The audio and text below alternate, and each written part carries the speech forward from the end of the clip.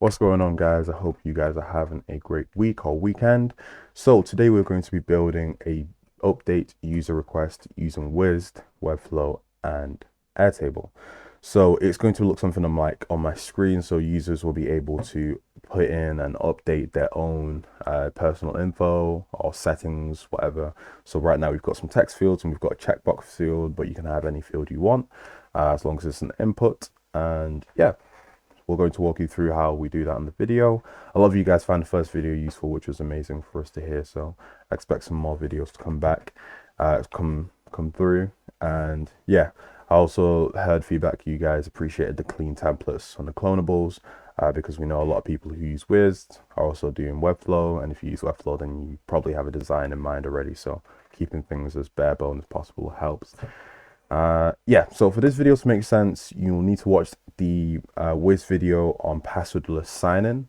It's a 10-minute video, super amazing. I think it's done by Emmanuel at FinSuite, so top man, top video. I can't fault it in any way. So I thought instead of making a whole 30-minute video myself, you can just watch that, save this video to your playlist, and then come back to it or something. And yeah, I'm gonna link that in the description. Please give that a watch first. But yeah, I'm drinking my water as always. Let's get into it. Right, so let's have a look through Webflow and see what we've got in the clonable. So we've got a home page, which is going to be the landing page. To explain what this web app does, it's just going to be like a course.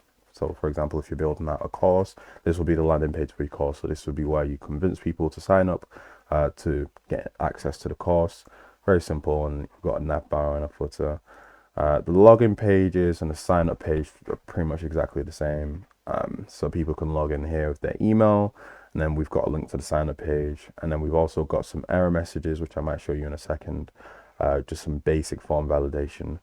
And then this is the account page. If you've just seen, it's just using tabs inside of Webflow and, like that. So it's just people can update their profile in one tab. Courses, there's nothing in here, but if you were building out a course, you'd have the courses that they have, or you'd lay it out in a different way. And then log out is obviously log out, and you can also log out from the nav bar as well. These will update inside of Webflow. So no, wait, these will update inside of Wiz, so depending on whether the user is logged in or logged out. So let's just explain what's going on in Wiz. So if you've watched the video on FinSuite, you should be very comfortable with signing it in terms of the passwordless login. But I've just added in some new actions. So in the logging and sign up, you'll see, for example, if I try and sign up with this email, victor@steplabs.xyz, it should throw an error message saying invalid email. Or you may already have an account, so log in instead.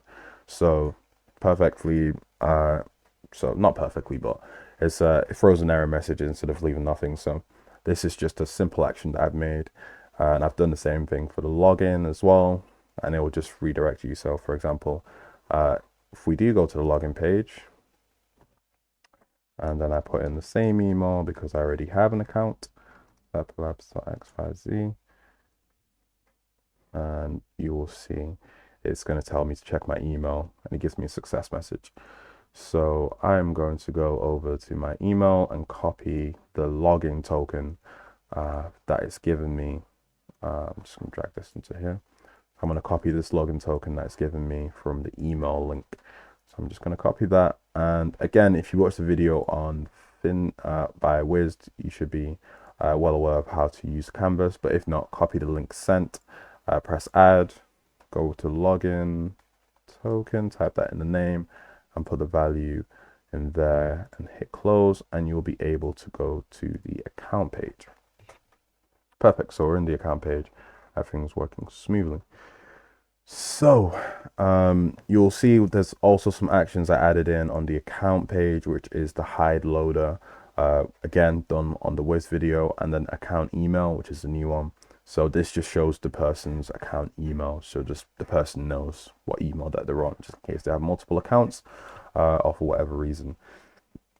So that should be all caught up in terms of the actions, except from the nav actions. So you can see the nav bar changes depending on whether you're logged in or logged out.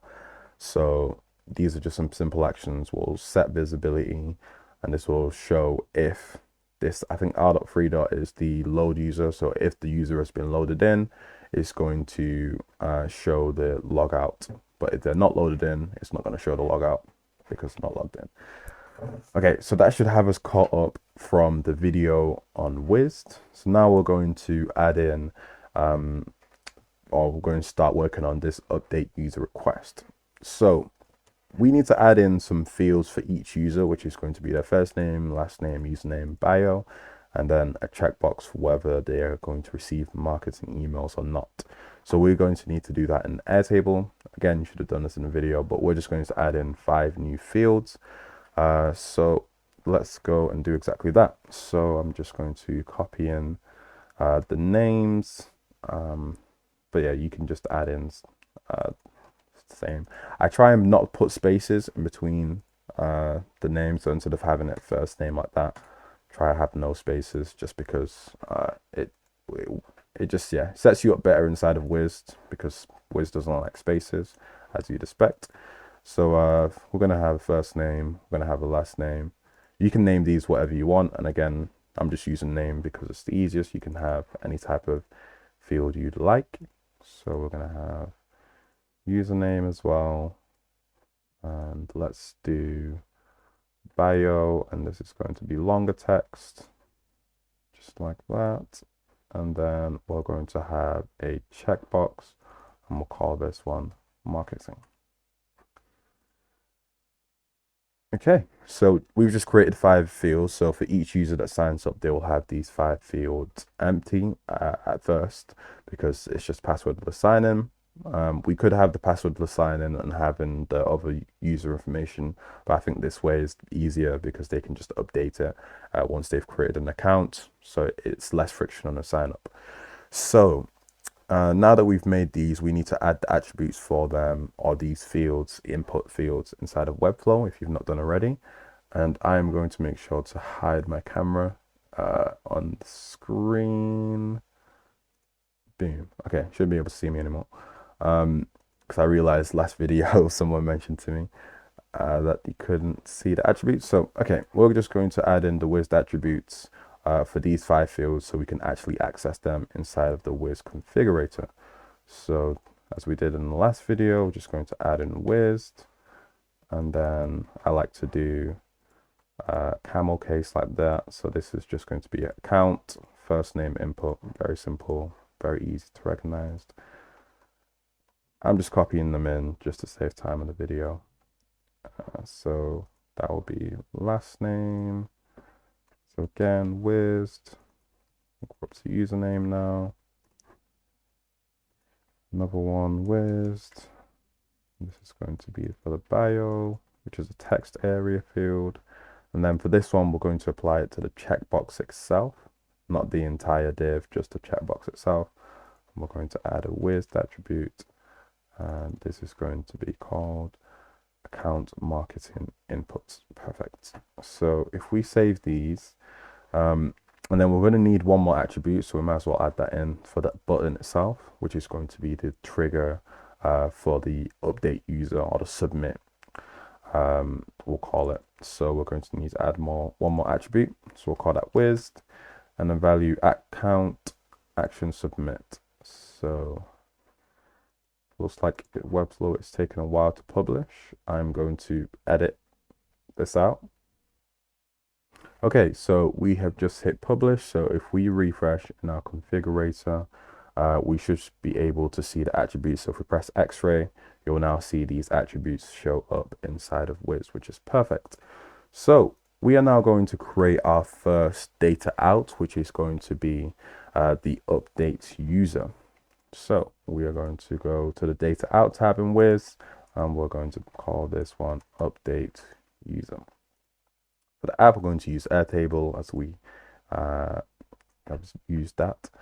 Database, because this isn't an authentication, so this is a database for the API type. We're going to update item. The base, we're going to choose the user base that we have. Mine's called YT users, YouTube users. Table, we are going to choose table 1, and for the record ID, you should just have this inside of Airtable as well. So you can just open this up and then go to load user and then slap in this ID field just like that. So we're going to close that. Actually, to be fair, we need to add in the fields inside of them, which are going to be updated. So now that we've added them in Wized, you'll see at the bottom in this general tab, you'll see a ton of input fields. So we just need to hook them up to the right fields in here. So first name is obviously going to go with first name. Last name, we're going to put with last name. Username, we're going to put with username. Password is passwordless, so we don't need that. Bio, we're going to put with bio input here. A marketing checkbox, you can put this, but I've noticed there was a little bit of a problem when I put this when updating the fields. For some reason, like when you update this, you can set it to true, but you can't set it to false. And I think it's something to do with Airtable, because in Airtable, you have to check it or uncheck it, one of the two. So I found using this piece of code worked better. So it would have the same input field, but it's using a ternary operator. So if this is true, then it's going to send true as a Boolean. And if it's false, it's going to send uncheck as a string. For some reason that worked. If you're wondering what on earth ternary operator is, it's this thing here. So it's going to be a condition and then a question mark and then expression 1, which is going to be if the condition is true, colon, and then the other expression if it's false. So condition, true, false. So this is the condition. Expression 1 is what it does when it's true. Expression 2 is what it does when it's false. So that's what ternary operator is, because I think we'll use that somewhere else in the video as well. So you should have all of those 5 fields put in. Record ID, you don't need to update, as that will stay the same. Okay, we're just going to refresh. So now we need to hook this update user data out to an action. So we're going to go to our actions and we're going to create a new action. And we're going to call this something like submit user update, something like that. And we're going to apply this to our button here. So that was called, I think I might need to refresh my attributes. Should come through. There we go. So now it should be called account. Sometimes it takes a while to find it. So yeah, accountSubmit is what I named it. And then in configuration on click, we're going to perform a request, and the request is going to be to update user. Close. Okay. So this is actually the update user request done. So if we go here and, for example, if we type in a first name, my first name is Victor, and I press this update button. So watch the page data and you'll see this request here, update user, is going to fire if it's done correctly. So as you can see, it played and it sent off this thing. So now back into Airtable, you should see that Victor has now showed up in our database. So that works brilliantly. So we can try this with the other fields. So we can try here, this, hello world, and then checkbox. So we'll tick this. So really fill out the whole field. And you'll see, yeah, all the information comes through. This will be blank because it's passwordless. I'm just going to drag this over here. So yeah, all the information won't come through. And just to show you this works, we can even change it again. Victor Smith. So I've changed this to Smith as well. Hello world 2, and I'll uncheck this, update that. You can see this has now become unchecked. Hello world 2, Victor Smith. So it's working perfectly. The problem comes when you refresh the page, or when the user refreshes the page. You'll notice that the fields obviously don't become populated. So that is the last step we're going to do to finish this update user request, make it really, I'll call accessible. So it makes sense. So we just need to create a couple actions which are going to load in that user data for each person. But to get in that user data, we need to load that into our Wized project first. We need to create a new data in. You might think, oh, we already have a load user, but this is just for authentication. We need to create a load user, which is for the database. So we are going to do exactly that. We're going to load user data is what we're going to call it. Load user data. And app is Airtable, API type is database. The method is going to be get item, it's not get item list. We want to get one item. Base is going to be the same as we selected before. A table is just table 1. Record ID, we're going to use the same record on the load user. So load user and the record ID. And then limit fields 2, we're just going to select pretty much all the fields. I don't believe there's a field that we don't need, but yeah, we're going to select all the fields. So now if you go to page data and we go to load user data and we run it, you should see it's pulling up all the information that's in Airtable for this particular user. So you can see everything that they have selected or not selected is coming through. And if you remember how I mentioned something about the checkbox not working, I think this here is a problem. You might notice this a couple of different times inside when using Airtable and Wized. So now that the marketing isn't selected, so it's false, it doesn't actually show up for some reason. So if I put it to true and I refresh, I'll reload it. So now you'll see marketing comes up as true. But if I unselect it, it should show up as false, but instead of showing up as false, it just doesn't show at all. So I think that's where the problem stems from. If you didn't use the ternary operator, as I mentioned earlier. So anyway, now that we built out this data in for load user data, we now have all the user data for each person on available. So now we are just going to create some actions to put in that user info. So we are going to create a update first name action, and we're going to apply this to our first name attribute right here. Configuration, we're going to set text because this is a text field. Plain text, rarely ever need to use HTML or Markdown. Plain text is usually what you'll always need. And inside of text, we are going to select the first name, just like that. Okay. And you'll see when I refresh the page, it should pull up Victor inside of the first name. It hasn't done that. Let's find out why. So this comes up as undefined. Oh, makes sense.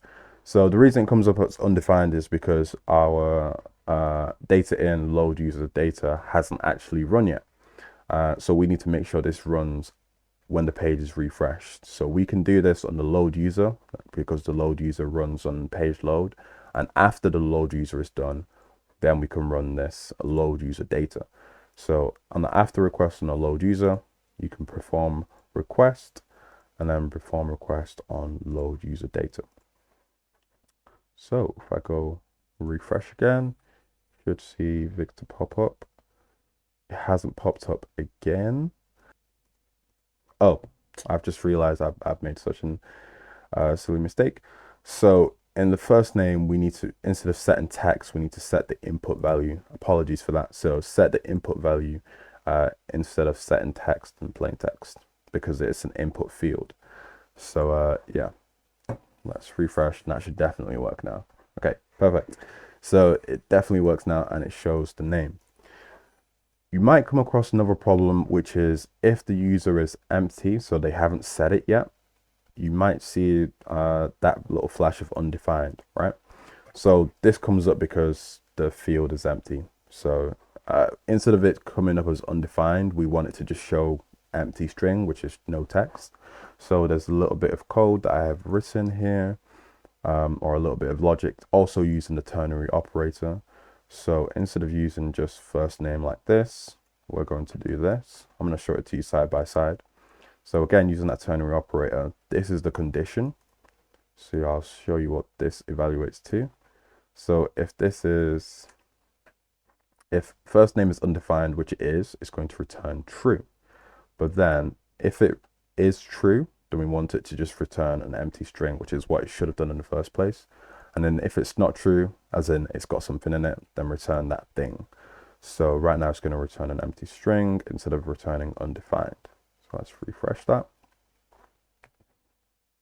Perfect. So you can see it's come up as empty. And again, we can test this in Airtable and we can put a new name. So we'll call this Vic. Wait for that to save. Saved. And yeah, you can see it comes up perfectly and we don't see undefined. So we are just going to duplicate this action, and since it's going to be 5 of them, I'm just going to create a new folder. We'll call this user, and I'm going to put this in the user folder. I'm going to duplicate it. That's first name, so last name. So last name, set value, and instead of first name, we just want the last name. It's just last name like that, so we change it here. Last name, both these. So make sure we select the right attribute and set value. So you can see I use the input, so it's going to be 3 times, and we got name. So this one's the username input, and let's go down here and grab the username like that. Perfect. And then let's do bio as well. So we want to update bio. This is bio input. Bio. Copy that. Paste that there. Okay. Right. And for the last one, this is going to be the input for the checkbox. So for this, we can just call this update marketing because that's what we called it over here. And then we are going to put marketing input for the attribute. And then we're going to set input value. And I believe this one can just be true or false. This one doesn't need a ternary operator, but let's confirm. So as you can see, again, it's done that thing where the data doesn't come through.